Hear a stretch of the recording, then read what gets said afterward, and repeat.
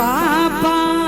पापा पुकारिला पापा ना बोले पापा पापा पुकारिला पापा ना बोले पापा के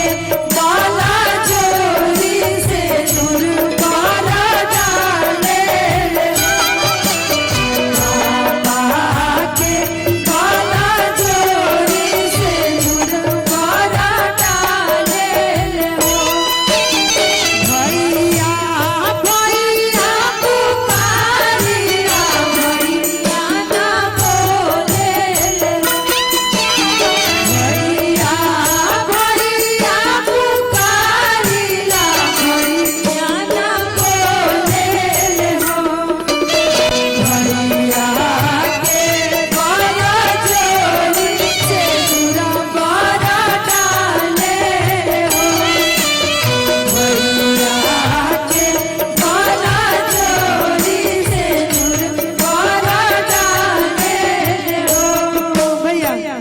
देखी सब तो विदाई गीत होत रहेला बीच बीच में विदाई गीत गाते हैं बीच बीच में मंगलो गीत गाते हैं कहीं कि जब पारंपरिक में विदाई गीत हम गाई ना तो हम खुद रोए लगे हम खुद पूरा